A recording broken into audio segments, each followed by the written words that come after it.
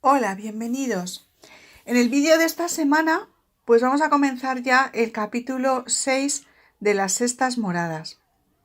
En este capítulo, después de contarnos en los anteriores las experiencias de arrobamientos y vuelos del espíritu, la santa va a detallarnos mucho más acerca de los efectos precisamente que tienen estas gracias de arrobamientos. Si recordáis, en el capítulo anterior, en los puntos 9 y 10, ya nos había contado algunos de esos efectos de estas gracias, ¿no? Nos había hablado, por ejemplo, del gran conocimiento de la grandeza de Dios que le queda al alma, ¿no? Que se da cuenta cuando se pone en contacto con Dios de esa forma, en esa experiencia tan grande, se da cuenta de que la grandeza de Dios es muchísimo más de lo que ni siquiera podía caber en la imaginación, ¿no? Luego, la gran humildad, ¿no? Fijaros, una cosa es la virtud de la humildad, tal y como nosotros podemos avanzar en ella y progresar en ella. Pero esta es una humildad infusa, es decir, es una humildad que se produce por esta experiencia, porque el Espíritu Santo, al poner a la persona en contacto con Dios, con la grandeza de Dios, pues se da cuenta mucho más de su verdad.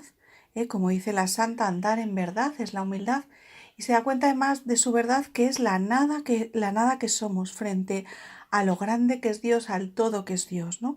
Esa nada que somos frente al todo. Y ella misma nos dice que el alma ni osa mirarle. Y sobre todo, lo que nos insiste mucho la santa es que el alma queda con un desprendimiento grandísimo de las cosas de la tierra. Después de haber estado en las realidades del cielo, haber vivido las realidades del cielo, esa partecita del reino que le ha mostrado Dios, las cosas materiales, las cosas de este mundo, todas las cosas de este mundo, pues se consideran, o sea, las almas las tiene como verdadera basura. Nos dice la santa con esta palabra, son como basura, ¿no? Porque no es porque o sea, porque las cosas bellas de esta tierra, las cosas que se consideran o que el alma veía que eran bellas en este mundo, sin embargo, frente a la belleza de Dios, pues son basura, ¿no? Todas las grandes bellezas, ¿no? Pues de los grandes paisajes, de las grandes obras de arte, de las joyas maravillosas, todo eso son, todas esas bellezas que son bellezas grandes en esta tierra, pues son basura comparada con las bellezas del cielo. Las cosas, dice la santa, que antes le daban gusto, pues ya no le importan nada, ya no le interesan nada. Y también nos dice Teresa que el alma anda en este mundo con gran pena. O sea, que le da mucha pena de estar todavía aquí. Pues precisamente con esta idea es con la que comienza el capítulo 6. Nosotros hoy vamos a leer de este capítulo 6 los puntos del 1 al 6. Y la santa además aquí nos va a ir contando pues muchos más de estos efectos, de estas experiencias. Precisamente en el punto 1, como os he dicho, nos va a hablar o nos va a seguir hablando de estas ansias de ver a Dios, esas ansias de morirse, de dejar esta vida y de irse ya con Dios. El alma queda completamente llena de esas ansias, ¿no? O sea, realmente le cuesta aceptar, le cuesta asumir que sigue en esta tierra, ¿no? Le resulta casi extraña las cosas de la vida terrena. Y dice la santa que todo le cansa y que le pide continuamente al Señor que le saque ya de ahí. Es cierto que estas almas están ya más cerca casi del cielo que de la vida terrena, porque esta unión tan grande con Dios es como si literalmente Dios las hubiera arrancado del mundo, ¿no? Les hubiera cortado como las cosas que las retenían aquí, ¿no? Y todo el deseo está en Dios. Para Santa Teresa, este es uno de los efectos más claros de que el arrobamiento ha sido verdadero. Es decir, si a una persona no le quedan esas ansias de irse al cielo, probablemente es que no ha sido cierto el arrobamiento, que ha sido como una imaginación que ha tenido o un delirio, ¿no? Y fijaros, como en el punto 1 seguirá hablando aparte de este punto 1, sigue hablando de esto mismo en los puntos 5 y 6 de los que vamos a leer hoy, ¿no? Y así saltamos al punto 5, se da cuenta ella misma que en los puntos anteriores se ha ido por las ramas, se ha ido a hablarnos de otros temas, como ya veremos, pero vuelve aquí, porque quiere seguir hablándonos de esos deseos tan grandes ya de morirse y de irse al cielo. Los deseos de ver a Dios. Y nos cuenta, fijaros, que no son una cosa como pasajera, es decir, como algún momento así esporádicamente, no, que se quedan fuertemente imprimidos en el alma, en lo más profundo del alma. Y dice que cuando se pone una ocasión, dijéramos, para ponerlos por práctica, el alma se lanza, ¿no? Porque están en lo más profundo de sí mismo. Y eso es lo que pone de manifiesto que no son fingidos, sino que son reales, ¿no? Por ejemplo, cuando el alma se encuentra ante una situación de hacer un acto heroico, por ejemplo, pues en el martirio, ¿no? De ponerse en peligro su vida por alguien o eso, pues se ve lo desprendida que está el alma de esta vida. Y se ve que no son deseos de morir fingidos, sino reales. También en este punto 5, la santa nos advierte que, claro, la persona, pues no quiere decir eso que no pueda volver a ser cobarde y que algo le dé miedo, ¿no? Dice, esto a veces sucede. ¿Y sucede por qué? Pues precisamente porque Dios lo permite para que la persona se dé cuenta hasta qué punto esa valentía que tiene y ese desprendimiento de su vida terrena lo tiene por gracia de Dios, ¿no? Y que en cuanto dijéramos Dios le retira esa gracia, inmediatamente vuelve a ser una persona muy cobarde, ¿no? Para que se dé cuenta de que todo es gracia. Bueno, en el punto 6, y por eso sigo aquí explicando, se irá hablando de este tema de los deseos de morir, que quedan después de estas experiencias.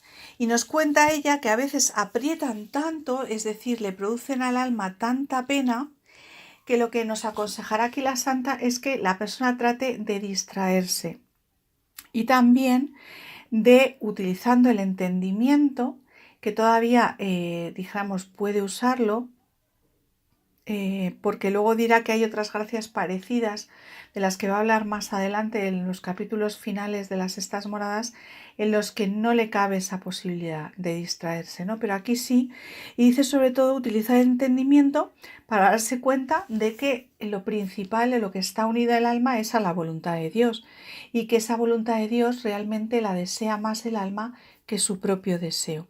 Y que cuando Dios le tiene en esta vida será porque esa es su voluntad y entonces el estar cumpliendo la voluntad de Dios pues le produce más alegría que sus propios deseos de morirse, ¿no?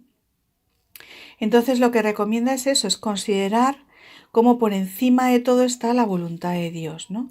Y el deseo de servirle, que si Dios le mantiene en esta vida será también porque necesita para servirle. También advierte aquí ella que el demonio puede hacer que una persona, para hacerla creerse más adelantada de lo que está realmente, le haga tener como estas penas, ¿no? De no morirse, de desear morirse, ¿no? Para, dijéramos, engañarle haciéndose creer que es muy espiritual, porque esto le sucede a las personas muy espirituales, ¿no? Y que aquí el criterio de discernimiento nos lo da la santa. Cuando estos ímpetus, esos deseos de morirse vienen de Dios y son verdadero efecto de un arrobamiento, pues la pena está acompañada siempre de quietud y paz. Mientras que cuando son fingidos por el demonio, o sea, provocados por el demonio para engañar a la persona, siempre van acompañados de pasión, de turbación. Dice que son parecidos a los deseos de las cosas, de las penas que nos dan las cosas de esta tierra, ¿no? Que es diferente la pena. Bueno, volviendo para atrás, al punto 1, la santa nos explica que el alma, después de estos arrobamientos, queda en su corazón como encendida en amor. Es como si fuera un fuego que ha prendido Dios en el corazón y del que quedan los rescoldos, que no se ha apagado del todo, ¿no? Y entonces, en cualquier motivo, cualquier pequeña cosita, pues como iniciar la oración, oír una canción, el asistir, por ejemplo, a la Santa Misa, el comulgar, o cualquier otro motivo puede volver a encender el fuego, ¿no? Y poner de nuevo al alma en arrobamiento. Y dice ella que a veces esos arrobamientos son muy continuos. Realmente lo que suele suceder es como que la persona tiene como oleadas de experiencias místicas, ¿no? Durante unos días o durante unas semanas, y luego el alma puede volver a una mayor normalidad hasta que viene como otra ola, ¿no? Al final el punto 1 y en el punto número 2 la santa se nos distrae hablando del problema de que le pone a la persona el hecho de tener estos arrobamientos en público, ¿no? Y cómo eso pues causa murmuración y cómo eso también a ella le produce problemas de conciencia, sobre todo con el tema de la obediencia al confesor. Por un lado, dice ella que el alma desea que Dios la ponga por otro camino porque le dicen muchos que este camino de los arrobamientos y tal, pues que es un camino peligroso, un camino pues como muy susceptible de ser engañado por el demonio. Pero por otro lado, ella se da cuenta de cuánto le hacen avanzar en la santidad estas experiencias, porque como os he explicado ya muchas veces en los vídeos anteriores, el éxtasis o arrobamiento es una experiencia de oración, forma parte del camino normal del cristiano de oración, de unión con Dios, ¿no? No es una experiencia extraordinaria, sino que es una experiencia de unión del alma con Dios y por lo tanto altamente santificadora. Entonces ella no quiere dejar, pero por otro lado quiere obedecer, ¿no? Entonces, pues aquí nos da dos efectos también muy importantes en el alma. Primero, el deseo de obediencia al confesor, ¿no? Es decir, que el alma, después de esta experiencia, si es verdadera, lo que queda es con un gran deseo de obediencia a la Iglesia, de darse cuenta de que el único camino, nos dice ella, es el camino de la obediencia y que en todo tiene que obedecer si no quiere extraviarse. Y luego también el gran deseo de no pecar. Es muy importante también que el alma queda con un verdadero horror al pecado. No solamente a los pecados mortales, sino también a los pecados veniales y hasta las más pequeñas imperfecciones. Porque fijaros, cuando el alma se ha puesto en contacto con la santidad de Dios, que es tan grande, pues se da cuenta muchísimo más de lo horrible que es el pecado, ¿no? De hasta el pecado más pequeño, ¿no? Como es un acto tan tremendo, ¿no? Contra ese amor tan grande de Dios. Bueno, y luego en el punto 3 nos habla de otros dos efectos. Por un lado, los deseos grandes de soledad. Dice la santa, gran envidia a los que viven y han vivido en los desiertos, ¿no? Porque el alma queda con unos grandes deseos de estar en soledad. De hecho, normalmente cuando hay un arrobamiento, cuando hay un éxtasis, la persona necesita durante varios días para volver un poco a la normalidad de la vida, ¿no? Y lo que busca sobre todo es muchísimo silencio. Busca estar en soledad y en silencio. Y a la vez le quedan unos deseos muy grandes que parecen contradictorios con esto, ¿no? Pero a la vez le quedan unos deseos enormes de dar a conocer a todos a Dios, ¿no? De que todas las almas que no conocen a Dios lo conozcan, de que todo el mundo conozca su grandeza, de que todas las almas le alaben sin cesar, ¿no? Dice ella que le gustaría ir por la calle dando voces, voceando y proclamando la grandeza de Dios y que le da gran envidia de los que pueden hacerlo, ¿no?